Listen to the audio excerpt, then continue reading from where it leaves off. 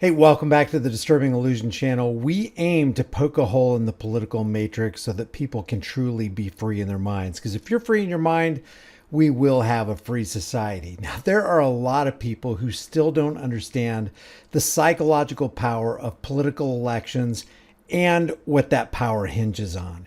So we're going to talk about MAMDANI's win in the New York mayoral race and why people act like this when celebrity politicians arrive on the scene.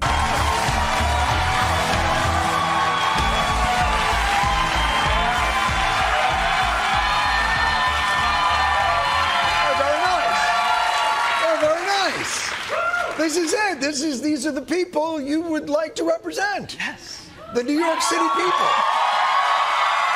I'm curious about that. You know, I had spoken with you months ago, and I felt a real love that you had for New York City. Now that you've gotten to know us. Still there? Still love it. Really? Still love this. All city. of it? All of it. All of it.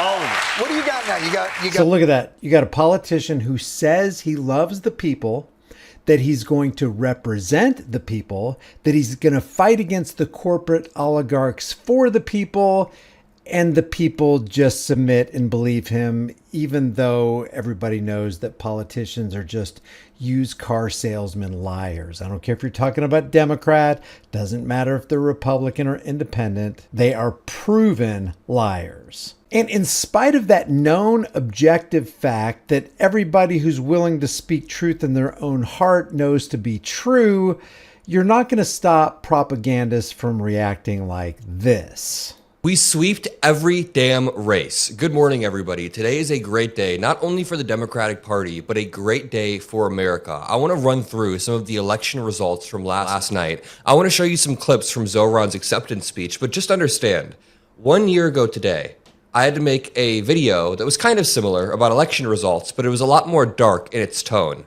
1 year ago, the Democratic Party took a massive loss to Donald Trump, and I had to sit here and say, listen, we are going to pick up the pieces. We are going to rebuild. It's going to be tough, but we will steer the ship.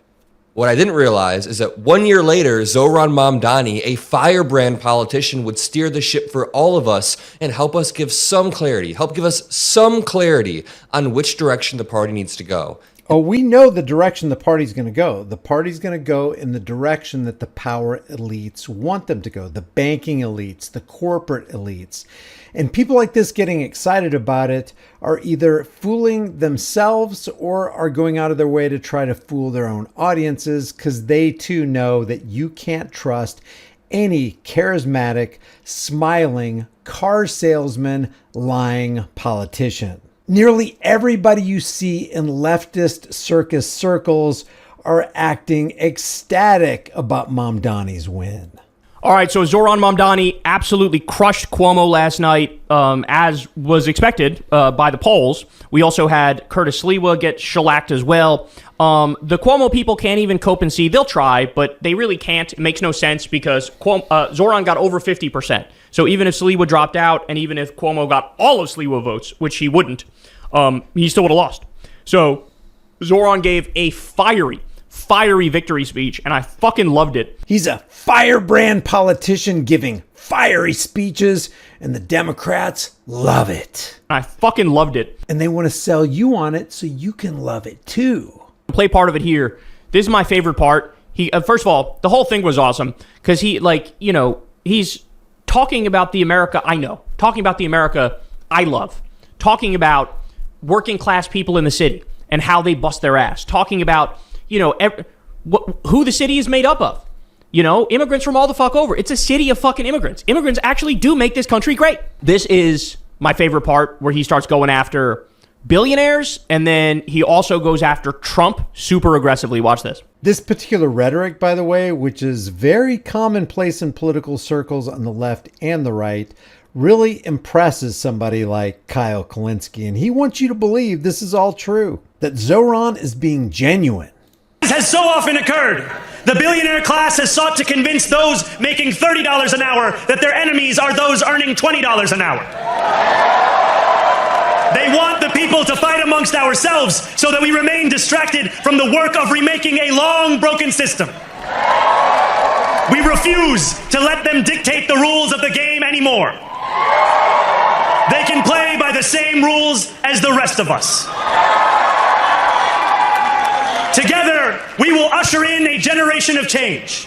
And if we embrace this brave new course, rather than fleeing from it, we can respond to oligarchy and authoritarianism with the strength it fears, not the appeasement it craves. After all, if anyone can show a nation betrayed by Donald Trump how to defeat him, it is the city that gave rise to him. And if there is any way to terrify a despot, it is by dismantling the very conditions that allowed him to accumulate power. There's only one condition that allows a despot to accumulate power. Do you know what that is? A disarmed populace. And what did ZOHRAN say? He said, quote, "We need to ban all guns." He's for red flag gun confiscation laws, just like Donald Trump is. He wants to mandate warning signs on gun stores, really get rid of guns altogether. And he wants the entire state of New York to be a gun-free zone. But I guarantee you, while he wants all New Yorkers disarmed, his security detail will be heavily armed. You know, for his safety and his protection.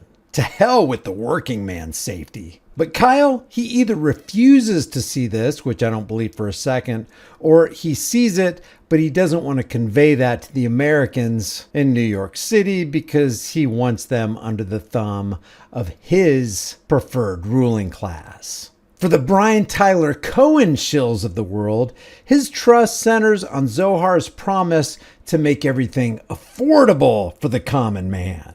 First, he plays a clip of Ted Goldman Sachs Cruz on Faux News bemoaning the fact that MAMDANI won. Look, last night was a disaster. It was an electoral blowout.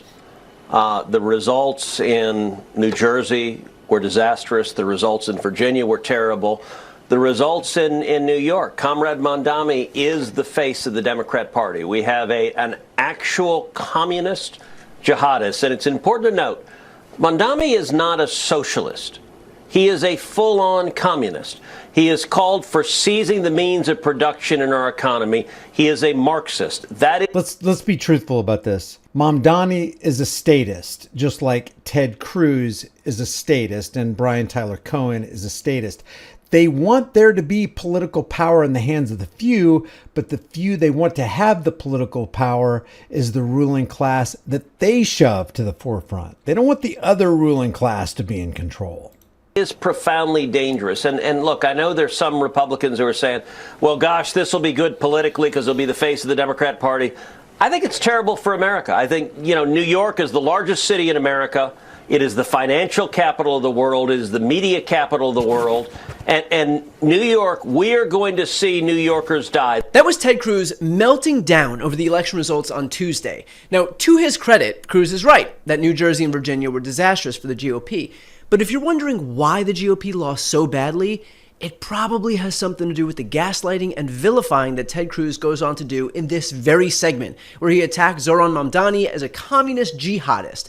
The reality is that Zohran won because, unlike Ted Cruz, unlike Donald Trump, unlike Republicans, he was focused on issues that New Yorkers cared about, namely affordability. It really is that simple. And Republicans are horrified that they can no longer get away with pretending that they care about affordability while they watch prices surge as the result of Trump's trade war, and they all collectively refuse to grow enough of a spine to stand up to him. And now they're watching Democrats run on the same issue and succeed. In other words, the Republicans are pretending, but Mamdani and the Democrats, they're being genuine and real, and you can trust them. The only difference is that while Republicans were clearly full of shit while they peddled it in the campaign trail, Mamdani seems to have every intention in the world of actually keeping his word. He seems to have every intention. That's what politics is. That's what the pushing forward of politicians is.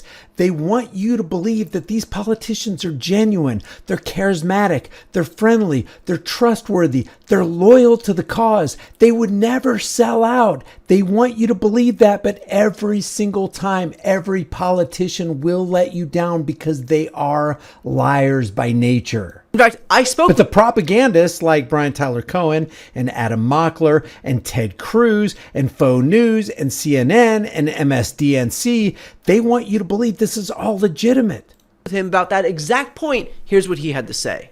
They're terrified of the prospect of us actually delivering on the same message that they ran on, because it would show in such stark contrast what they do with power and what we do with power. Right? This is a president who ran on cheaper groceries, who's now spending $300 million to remodel a White House ballroom, the same amount of money that could give SNAP benefits to 100,000 New Yorkers. So we shouldn't be giving SNAP benefits to anyone. We should not be, because why? Because it necessitates plunder. You have to plunder the producers to give free stuff to the consumers. That is not free market. That is not liberty. That's not constitutional. And that is not what the founding fathers decided should be done with the country, or the course we should be going. And as a matter of fact, forget about the Constitution. It is not moral. It is not right. Threatening and stealing from people will always be wrong. I don't care if the Democrats do it or the Republicans do it. All politics is a system of theft, coercion, violence, force, and absolute evil. Contrast is one that would be too great for them to bear. And that's what we have the opportunity to show, is that we don't just diagnose the affordability crisis in the lives of working class New Yorkers, we also deliver on that same crisis. Now, he hasn't delivered, and he will not deliver. And historically speaking, he has more than an 85% chance of doing absolutely nothing that he says he's going to do. As a matter of fact, historically speaking, what happens is things end up worse at the end of their tenure. I can see why Ted Cruz is so upset. God forbid someone actually looks out for working class people beyond just saying it during the campaign trail. Name one politician that looks out for working class people. Name one member of the political elite, the ruling class, that cares anything for the peons below them. And then building themselves a $350 million ballroom instead. Yeah, Trump is an absolute hypocrite. He's evil, just like Joe Biden is evil. But these narcissistic, leftist, socialist, progressive propagandists actually want you to believe that ZOHRAN is all about affordability for the common man. Help give us some clarity on which direction the party needs to go. And that direction is affordability. It's policy that aligns with what people think about on a day-to-day basis. Not any cultural stuff, not any wild stuff, just things that people focus on, like buses, like food, like the cost of living in New York City. That worked, that resonated. Of course, he went up against a uniquely weak candidate in Cuomo. Of course it resonated with a whole lot of people. Why? Because people are typically lazy and they want free stuff, and they want you to use the government gun to steal stuff from other people so that they can be given the stuff that you just stole. Wide support does not mean that the person who's being supported is right.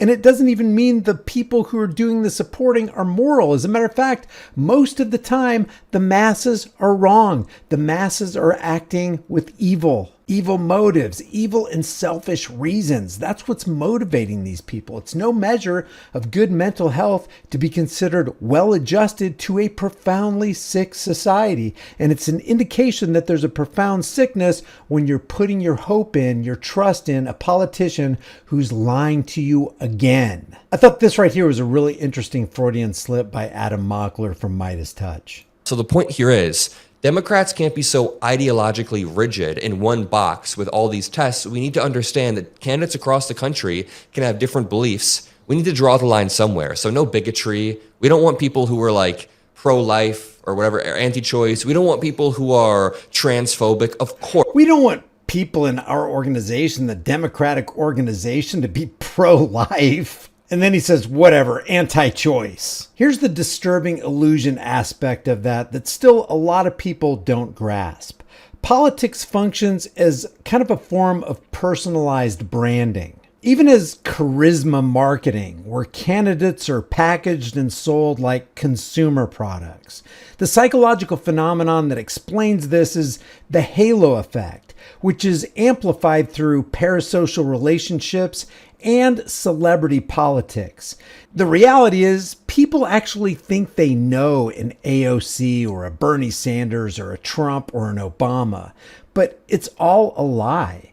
In the halo effect, voters attribute positive traits to a candidate based on superficial appeal, like charisma, appearance, or confidence, rather than policy substance or the very real fact that the banking and corporate elites own the whole frickin' show through the dishonest money system known as the petrodollar slave system. A confident and charming leader like this guy is just assumed by the masses to be competent, trustworthy, and morally good, even without evidence, and actually all evidence to the contrary. Reagan's warm demeanor made people overlook his overt hypocrisies. So the halo effect is amplified through these parasocial relationships where voters form this one-sided emotional bond with these politicians through media, feeling like they know them personally. And this is just further intensified by social media, rallies, and TV appearances like this. Just stop for a second and think about Trump's direct X posts or Obama's Spotify playlists. This kind of scales and creates this fake intimacy. Politics is really less about this politician governing you, and it's more about emotional brand loyalty. Because let's face it, the guys behind the curtain who really have their hands on the levers of what's going on, they're the ones who are going to govern or control you anyway. So you've got this mix of the halo effect, parasocial bonding, and celebrity-style narrative crafting. In other words, the left versus right paradigm lie hinges on deceiving the masses into believing you can trust these lying politicians this time, and it keeps all the voters demoralized and dehumanized to the point where they're calling for the chains of their own oppression. And who they calling out to? Lying politicians that they know are lying and aren't even in control in the first place. So it keeps everybody on the hamster wheel and on the plantation thinking that they have power to control the trajectory of their own lives through their vote. And nothing can be further from the truth.